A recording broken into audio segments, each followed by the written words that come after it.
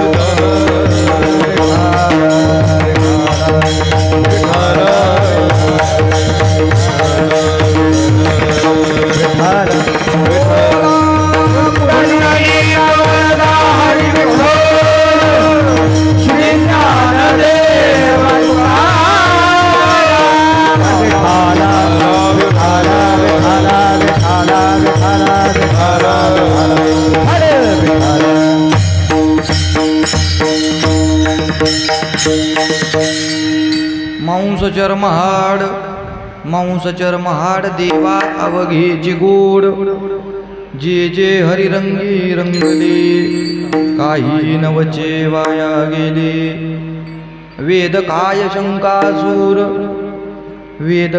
शंकासूर त्याचे वाकवी कलेवर जे जे हरिरंगी रंगले काही नवचे वाया गेले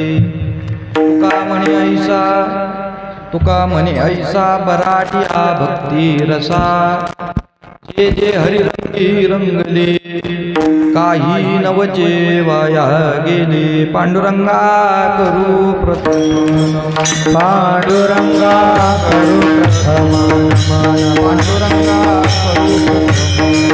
पांडुरंगा करू प्रथम दुसरे चरणा संस्कार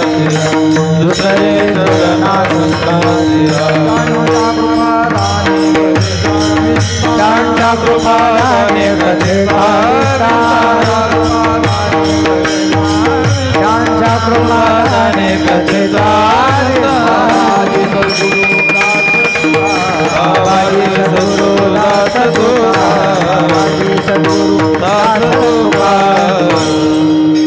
पांडुरंगा करू प्रथम मन दुसरे चरणा संताच्या त्यांच्या कृपादाने कधीचा विस्तार बाबाजी सद्गुरु दास तुका कायमा जीवानी मानेल संतांशी रंजवू चित्ताचे आपल्या शिन झाला मदया संसार संभ्रमे शीतळया नामे दालिकाया हे वाट गोमटी वैकुंठासी जाता रामकृष्ण कथा दिंडी ध्वजा सेवे लागे सेवक झालो तुमच्या लागलो निज चरणा अहो स्वामी तुकया देवा यावरी न करावे रमस्तक माझा पायावरी वारकरी संतांच्या देव म्हणे नामया पाहे परतोणी तुझ मी शरण आलो आलो आता केशी राजा हेच विनवनी मस्तक चरणी ठेवीतसे लढिवाळ नामा विठोबाचा दास तयाचे चरणास दंडवत नमो गणित गुणा देवाधिदेवा माझ्या सोपान देवा नमन तुझ माझ्या सोपान देवा नमन तुझ माझ्या सोपान देवा नमन तुझ माझ्या सोपान देवा नमो अगणित गुणा देवा देवा नमो अगणित गुणा देवा नमो अगणित गुणा देवा देवा नमो अगणित गुणा देवा नमन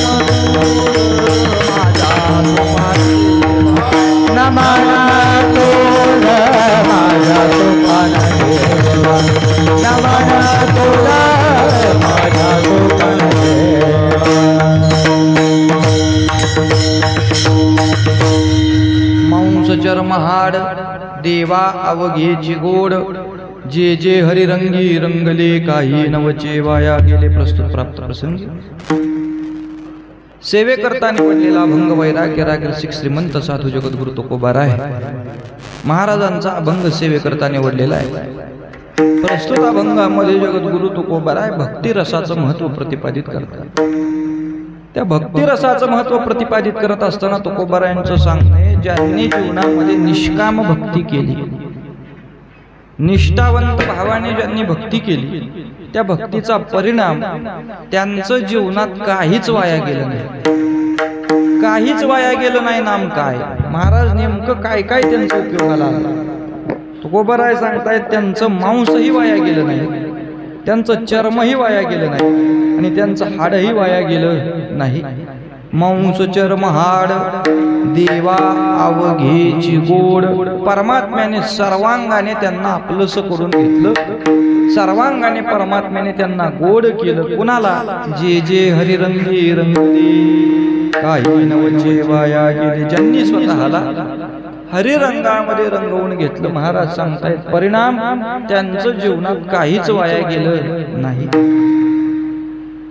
भक्ती परस्पर संबंधी असली तरी वाया जात नाही आणि परस्पर विरोधी असली तरी सुद्धा वाया जात नाही परस्पर संबंधातल्या भक्तांचा उद्धार झालाच शंकासुरासारख्या दैत्यांनी ज्यावेळी वेद चोरण्यासारखं अघोर कर्म केलं पण अनावधानाने जी काही भक्ती घडली असेल त्या भक्तीचा परिणाम तुकोबाराय सांगतात वेद त्याने चोरले वेद काय शंकासुर पण परिणाम भक्तीचा एवढा व्यापक आहे की त्याच्या हातून जेवढी काही भक्ती घडली त्या भक्तीमुळे अविरत परमात्मा त्याचं कलेवर आपल्या हातामध्ये वागवतो त्याचे वागवी कलेवर याचा परिणाम काय असेल तर महाराज सांगतात एकच जे जे हरिरंगे रंगले काही नवचे वाया गेले कारण कर्तुम कर्तुमन्यता कर्तुम शक्ती असणारा परमात्मा कशाने वश्य होत असेल तर तो फक्त भक्तीने वश्य होतो भक्ती या रसासाठी तो काय आहे तर महाराज सांगतात तुका म्हणे ऐसा बराडिया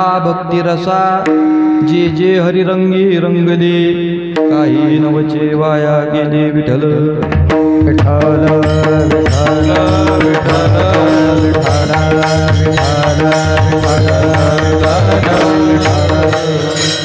अभंगाचा भाव प्रतिपादित केला. सेवा का आहे किम निमित्ताने, सेवेचं प्रयोजन काय, आपल्या प्रत्येकाला ज्ञात आहे. दरवर्षीप्रमाणे होत असणार आपला हा अखंड हरिनाम सप्ताह हैदराबाद या ठिकाणी मोजे रंगारेड्डी चेन्नारेड्डी नगर पंचशिला कॉलनीमध्ये असणार आहे भगवान श्री पंढरीरायाचं मंदिर. आणि या पंढरीरायाच्या परम सानिध्यामध्ये चालू असणारा हा नामयज्ञ सप्ताह, त्यातील आजच्या दिवसाची सेवा. तर सेवा आमच्या मालकांच्या आज्ञेने प्राप्त झाली. आमचे मालक म्हणजे श्री गुरु नामदास महाराज. महाराजांच्या आज्ञेने आमचे नामदेव दादा असतील, संजय दादा असतील, आदी करून आपण आयोजक नियोजक सर्व मंडळी असतील, आमचे पवन महाराज आहेत, या सर्वांच्या कृपा आशीर्वादाने या ठिकाणी येणं झालं. पहिल्यांदाच इकडं आलो. मग मी महाराजांना पहिली तारीख मिळाल्यावर प्रश्न विचारला, म्हणलं कीर्तन मराठीतच का. इकडे यायचं म्हणल्यावर पहिला प्रश्न, मी कधी आलो नाही ना, त्यामुळे मला महाराज म्हणले सगळे आपली मंडळी आहेत, काय काळजी करू नका, आपली भाषा मराठी बोलणारी आहेत, वारकरी मंडळी आहेत, निष्ठावंत लोक आहेत, महिन्याला पंढरीला येणारे बरेचसे जण आहेत. यामुळे मग महिन्याला पंढरीला येणारे म्हटले की माझे जातीचे मज भेटू कोणी, आवडीचे धनी फेडावया, आपले आमचे सोयरे कोण. तुकोबरायांच्या भाषेत आमचे सोयरे पै पाहुणे गणगोत्रज नाही. पाया आठविती विठोबाचे, पाया आठविती विठोबाचे, पाया आठविती विठोबाचे, माझे सोयरे सज्जन सांगाती, हे माझे सोयरे सज्जन सांगाती, पाया आठविती विठोबा, पाया आठविती विठोबा, हे माझे सोयरे सज्जन संगाती, पाया आठविती विठोबाचे. जे पंढरीरायाचे पाया ठेवणारे, त्याची सेवा करणारे तुकोबराय म्हणले ते आमचे सोयरे, ते आमचे सखे. न्यायाने या ठिकाणी येणं आजच्या दिवसाची सेवा आणि सेवेकरता निवडलेला अभंग जगद्गुरु तुकोबरायांचा आहे. भक्ती रसाचं महत्व प्रस्तुत अभंगामध्ये जगद्गुरु तुकोबराय प्रतिपादित करतात. आता सांप्रत युगाचा विचार केला, या लोकांमध्ये परमात्मा आपलासा करण्याचं सर्वात सोपं साधन काय असेल तर ते म्हणजे भक्ती. भक्तीशिवाय आताच्या युगामध्ये परमात्मा आपलासा करणं शक्य नाही. प्रत्येक युगामध्ये प्रत्येक भक्तांनी परमात्मा आपलासा केला. प्रत्येक युगामध्ये देव आपलासा करण्याचे मार्ग काही वेगवेगळे, आणि सांप्रत कलियुगातला मार्ग हा वेगळा आहे. भागवताच्या आधारे विचार केला तर महाराज सांगतायत, कृतयुगामध्ये साधना वेगळी आहे, त्रेतायुगामध्ये साधना वेगळी आहे, द्वापार युगामधली साधना वेगळी आहे, आणि सांप्रत कलियुगातली साधना वेगळी आहे. भगवत प्राप्तीच्या वाटांचा विचार केला तर कृतय ध्यायते विष्णू, त्रेतायाम यजतो मकैहि, द्वापारे परिचर्याणाम कलौ तत् हरिकीर्तनात्. महाराज सांगतात कृतयुगातली साधना आहे ती ध्यान धारणा आहे, त्रेतायुगातली साधना आहे ती यज्ञ आहे, द्वापारातली साधना आहे ती पूजा आहे, आणि कलियुगातली साधना आहे ती नामसंकीर्तन. कलियुगे उद्धार हरी नामे, कलियुगे उद्धार हरी नामे,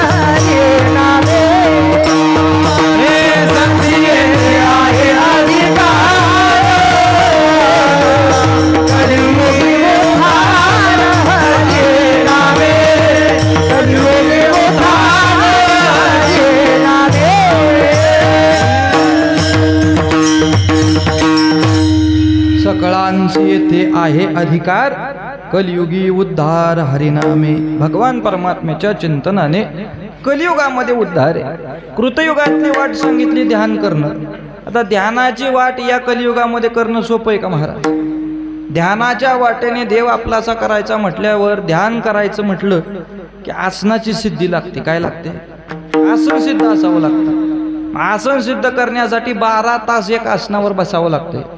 12 तासानंतर ते आसन सिद्ध होतं आणि आसन सिद्ध झाल्यावर मग भगवत प्राप्तीचा प्रवास तिथपासून पुढे चालू. कीर्तन असतं किती तास? 2 तास. 2 तास एका आसनावर बसायचं म्हणलं तर आपल्याला शक्य आहे का? 2 तासात आपण 12 वेळा मांडी खालीवर करतो. सांगण्याचं तात्पर्य माझं एवढंच आहे, कृतयुगातली साधना कलियुगामध्ये करायची ठरवली तर महाराज म्हणजे आता शक्य नाही. कारण अवघड सायास जर तुम्ही कलियुगात कुणाला सांगायला गेला तर तो कोबराय म्हणजे अवघड सायास आता कोण करणार नाही. अवघड कोणी न करी सांगता. अवघड सायास आता करायला कोण धजवणार नाही. अवघड सायासाला माणूस कंटाळतो. पूर्वीच्या काळचा विचार केला तर महाराज ठरवणं इतकं सोपं होतं का? पूर्वीच्या काळी कीर्तनकार ठरवायचा म्हटल्यावर आषाढीला पंढरीत नाही तर कार्तिकीला आळंदीमध्ये भेट व्हायची. आळंदी पंढरीत भेट झाल्यावर त्यांच्याशी पत्रव्यवहार करायचा. सप्ताह जवळ आला की पुन्हा एक पत्र टाकायचं. कुठल्या मार्गे यायचं, बस किती वाजता आहे, काय अमुक तमुक सगळं त्या पत्रामध्ये लिहायचं. मग ते पत्र घेऊन ते महाराज गावात यायचे. आता आमचे आप्पा गोड सांगतात केशव महाराज नामदास म्हणजे जगात नाही असा कोण ज्याच्या खिशात नाही फोन. आता फोन केला की विषय संपला. सांगण्याचं तात्पर्य सगळं जग एवढं काय झालेलं आहे, जवळ आलेलं आहे, किंबहुना सोपं झालेलं आहे. मग भगवत प्राप्तीचे अवघड सायास कोण करेल का? महाराज म्हणले भगवत प्राप्तीचे अवघड सायास आता कोण करणार नाही. कृतयुगातली वाट कलियुगामध्ये करायला जाल तर नाही असं नाही, पण ती साध्य करणं फार कठीण. त्रेतायुगातली वाट सांगितली. त्रेतायुगामध्ये देव आपलासा करायचा असेल तर काय करावं लागत होतं? यज्ञ. दशरथ राजाच्या हातून श्रावण बाळाची हत्या झाली. कथा भाग सर्वाला ज्ञात आहे. ब्रह्महत्येचं पातक मस्तकावर आहे म्हणून सुद्धा काय करावा लागला? यज्ञ. आणि पुत्रप्राप्ती नाही, त्या पुत्रप्राप्तीसाठी सुद्धा काय करावं लागला? यज्ञच करावा लागला. कथा सर्वश्रुत आहे. आता दशरथ राजा म्हणजे कोण सामान्य नव्हता. दशरथ राजाचा विचार घेतला तर ज्यावेळी रावणाचा अराजक त्रेतायुगामध्ये माजलं, ते त्रेतायुगामध्ये माजलेला अराजक सर्व देवतांना त्याचा होणारा त्रास आणि सर्वांना त्रास झाला म्हणून त्यांनी परमात्म्याला विनंती केली. रावणाचे नित्यांकित सुरवर झाली जी समस्त ब्रह्मादिका चिंता अद्भुत ती रमानाथ प्रार्थना केली देवाला. म्हणजे देवा 33 कोटी देव त्या रावणाने बंदी करून ठेवली. एका देवाला निरनिराळी कामं त्या रावणाने दिली आहेत. अराजक माजले, तुम्हाला यावं लागेल. एका देवाची कामं काय होती महाराज नाथांनी वर्णन केलं. ज्यांचा उत्सव चालू आहे ते गणपती बाप्पा. काय अधिकार आहे गणेशाचा? विघ्न राहू न शके ज्या पुढे.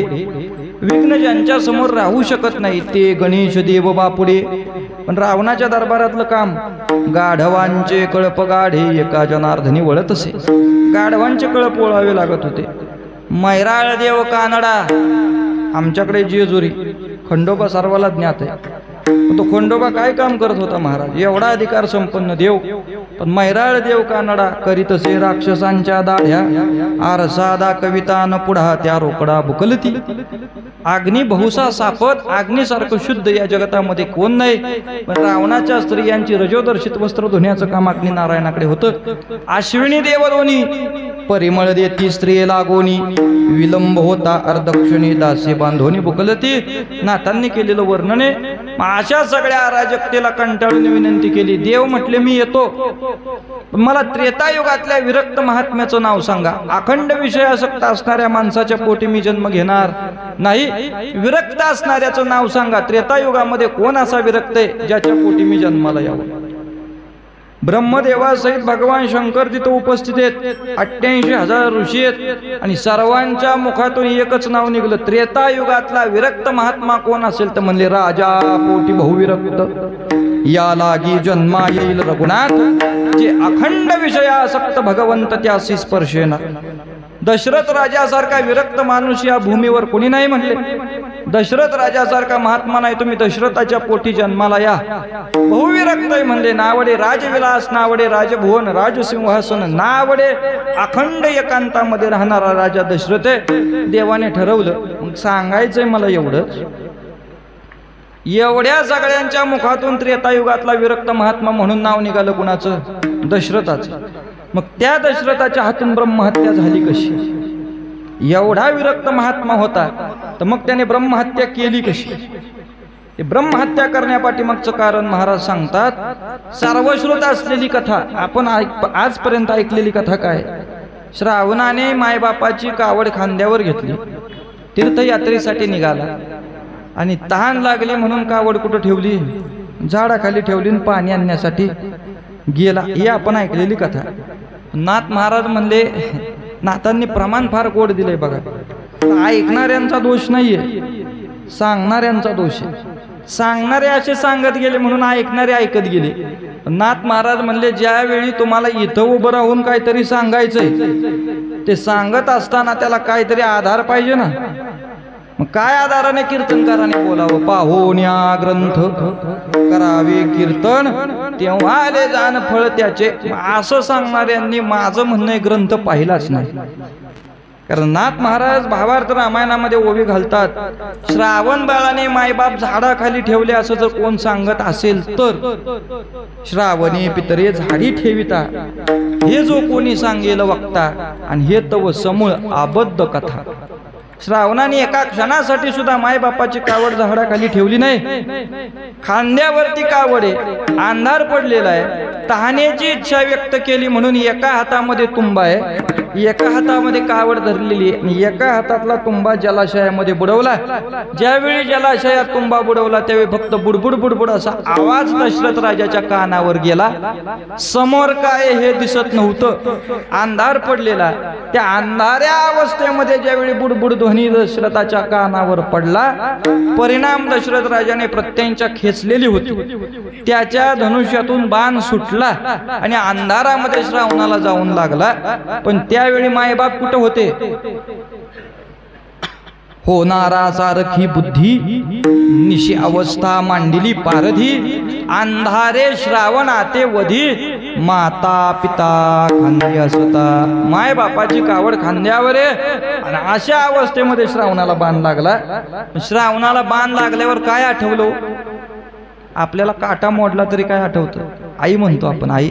मोठं संकट असेल तर बापरे म्हणतो. पण श्रावण बाळाला ज्यावेळी बाण लागला, प्राण जाणारे लक्षात आलं. पण श्रावणाच्या मुखाला त्यावेळी काय यावं? श्रावणासी बाण लागता, नाठवेची माता पिता, नाठवेची देह ममता, राम म्हणता प्राण त्यागी. राम नामाचा उच्चार त्याच्या मुखाला यावा आणि प्राण त्याग करावा. कोण सौभाग्याचा बाण अंतिमच आठविला राम, बाण नो हे ब्रह्मपूर्ण. श्रावणाचे शब्द आहेत, बाण नाही, हा ब्रह्मपूर्ण आहे. अंतिम माझ्या मुखाला राम आला. तुकोबर आहे सांगतायत, अंतकाळी मुखाला राम आला तर परिणाम अंतकाळी ज्याच्या